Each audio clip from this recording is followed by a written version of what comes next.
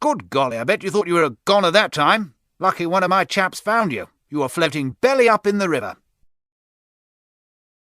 Do try to be more careful next time. Select the hand icon when you wish to pick up an object and pop it into your rucksack.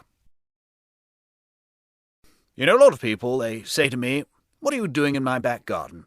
And as an international conservationist of some years' standing, I have to reply, none of your business. Because, as somebody interested in the international language of conservation, it's my job to point out that caterpillars, bugs, nettles, and other sorts of wildlife have just as much right to life as the majestic sweeping herds of wildebeest thundering down the plains of the Serengeti. You know, when I began my stint here at the Three Lodges Safari, I was asked what items of clothing I'd like to take with me. So I decided I'd take my safari jacket, my safari trousers, and my safari pyjamas. Did I ever tell you about the time when I was eyeball to eyeball against a ferocious bullfrog of frightening dimensions? Luckily, I was armed at the time with a tin of baked beans. I'm not allowed to mention the brand name. I remember when I first came out to Africa. It was 1924. It was a very, very cold winter's day when I set off from Plymouth.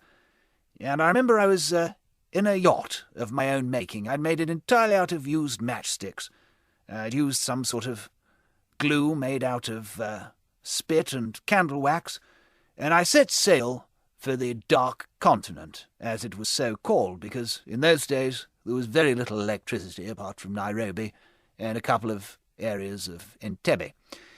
Anyway, I set sail, due south. Of course, I didn't have a compass as such. I just made one out of an old half a coconut shell and a little icon of a plastic Elvis Presley, which I found in an old cornflakes box. Now, this was rather unusual, given the fact that Elvis Presley wasn't to be born for another 15 to 20 years, but it wasn't a quirk of fate that I questioned at the time. It was just something I did, and with my trusty Batman Carruthers with me, we paddled towards the setting sun. 3 weeks later, we realized as we arrived in New York Harbor that we'd taken a wrong turning. What we should have done is travel due south for 400 miles and then east. So, armed with only a penknife, a pitchfork, and a little piece of string tied at one end with a reef knot, we set sail again. And let me tell you, after a mere 4 years searching across the mighty Atlantic and 2 stops in a big supermarket complex we found somewhere just outside of Neasden, we arrived in the aforementioned Dark Continent. We were greeted, I remember at the time, by the Andrews sisters, who, at the particular point in their career, had fallen down on their uppers, which is a curious phrase when you think about it.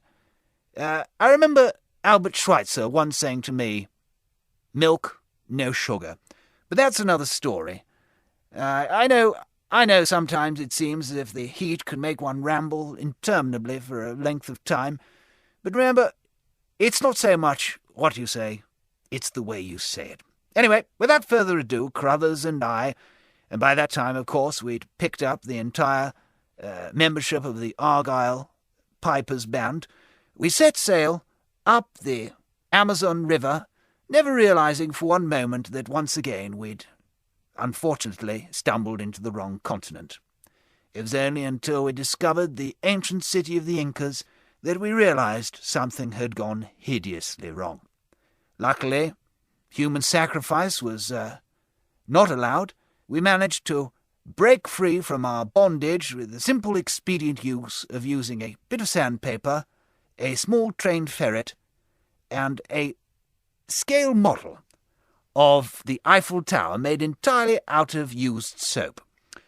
Sailing forth across the Atlantic once again, we homed in on what was to be the most momentous adventure of our lives.